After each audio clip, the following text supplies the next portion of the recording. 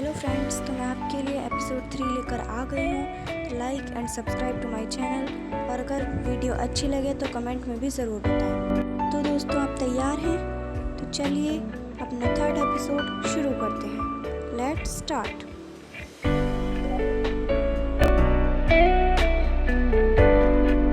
दोस्तों, एक दिन मैं अम्मी की गोद में लेटकर पानी पी रही थी। दोस्तों, उस वक्त इतना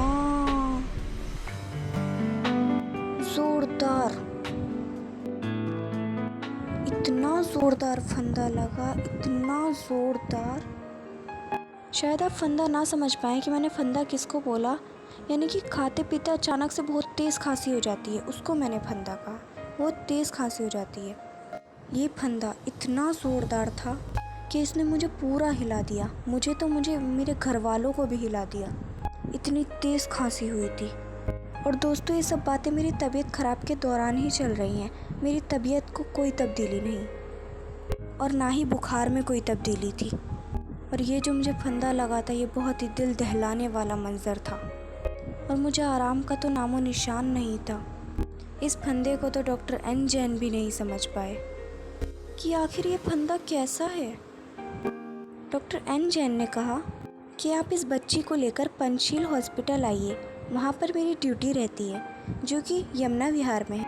देखा दोस्तों आपने, सिर्फ हल्का सा बुखार ही तो चढ़ा था, लेकिन अल्लाह अकबर।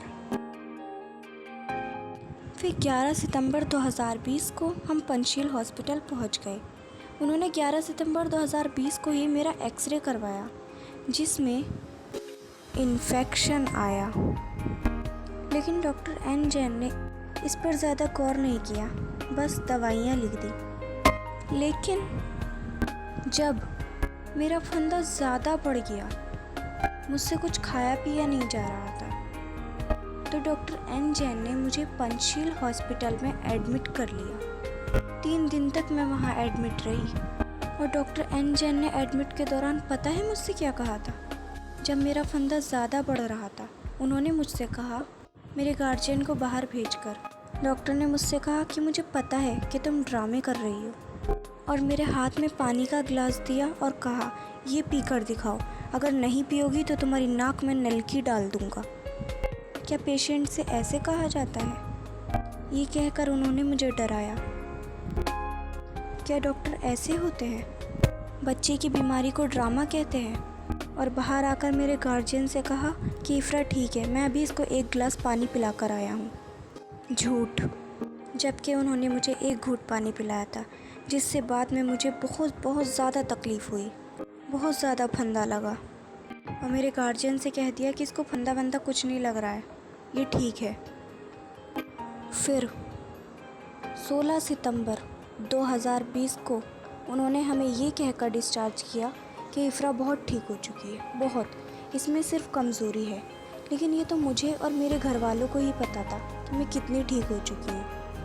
और जिस चीज़ के लिए मैं वहाँ पर एडमिट हुई थी, उसका क्या, वो तो ठीक ही नहीं हुई। और डिस्चार्ज होते टाइम भी मेरे भाई ने वहाँ के डॉक्टर्स से कहा था कि जिस चीज़ के लिए हम यहाँ पर आए थे, वो तो ठीक ही नहीं हुई, और वो था फंदा, खाते टाइम फंदा लगना। डॉक्टर एन जैन ने हमें ये कहकर घर भेजा था कि मेरे सिवा बच्चे को कहीं मत दिखाना, नहीं तो तुम इसे खो बैठोगे। मेरे पेरेंट्स ने कहा ठीक है। कुछ दिनों तक मैंने डॉक्टर एन जैन की ही दवाई खाई, और वो बार बार यही कहते कि कहीं मत दिखाना, कहीं मत दिखाना, मुझे ही दिखाना। लेकिन जब वहाँ से आराम ही नहीं मिल रहा था, तो कहीं और तो दिखाना ही पड़ता। और मेरा फंदा इतना बढ़ गया था कि मैं चम्मच से पानी पीने लगी थी, उसमें भी मुझे फंदा लगता था। और दोस्तों, एक दिन तो मैं रोने लगी थी कि मैं कैसे पानी पीऊँ, मुझे बहुत प्यास लगी है, लेकिन कैसे पीऊँ। आप इस फ़ोटो में भी देख सकते हैं कि मैं पानी का ग्लास लेकर बैठी हूँ और सोच रही हूँ पानी पीने के लिए। खाना तो दूर की बात, लेकिन ज़बरदस्ती कुछ खाना भी पड़ता था। लेकिन खाती तो फिर फंदा।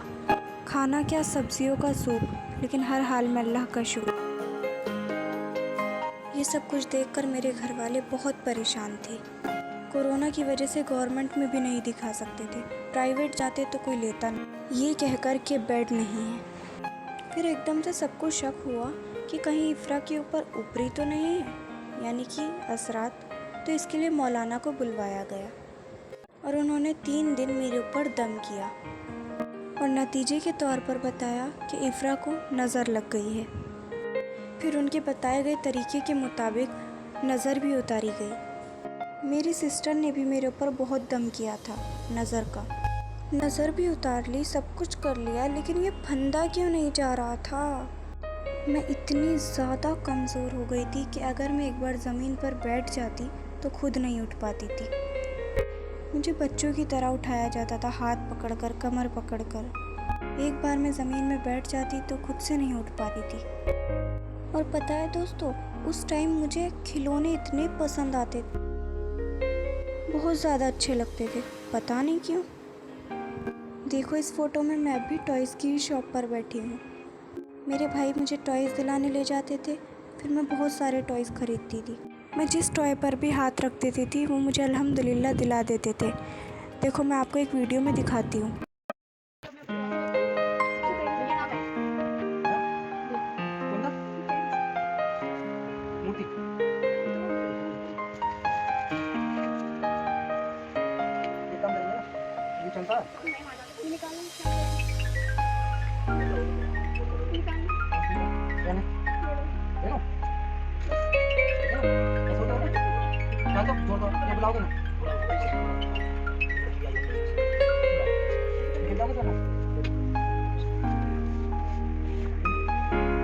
क्या लिया आपने? क्या लिया आपने? 1 2 3 4 और कुछ बस।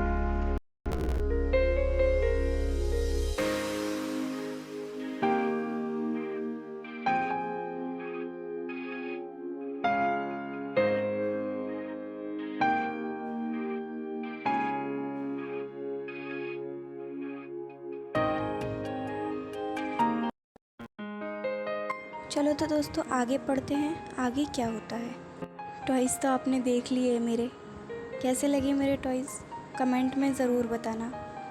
तो चलिए हम आगे पढ़ते हैं, आगे क्या होता है। मेरी कंडीशन तो आपने टॉयज़ वाली वीडियो में देख ही ली होगी, मैं कैसी हो चुकी हूँ। तो दोस्तों मेरी तबीयत तो बिगड़ती ही जा रही थी धीरे धीरे, ठीक होने का तो नाम ही नहीं था। मैं पूरी रात जाग कर गुजारती थी, मेरे साथ सभी जागते थे, मैं बिल्कुल नहीं सोती थी। मुझे लेटते ही फंदा लगने लगता था बहुत ज़्यादा। मेरे टॉयलेट वगैरह सब मेरी भाभी, अम्मी, बहनें ही करवाती थी। जब मेरी तबीयत बिगड़ती ही जा रही थी और मैं कमज़ोर भी बहुत हो गई थी, तो दोस्तों एक दिन क्या होता है दोस्तों, एक दिन आगे की कहानी अगले एपिसोड में आएगी। इंतज़ार के लिए माफ़ी चाहती हूँ। अगर आपको ये कहानी यहाँ तक अच्छी लगी हो तो दोस्तों लाइक एंड सब्सक्राइब ज़रूर करें और शेयर भी करें, और मुझे कमेंट में बताएं कि मैं अगला एपिसोड कब अपलोड करूँ। Thank you.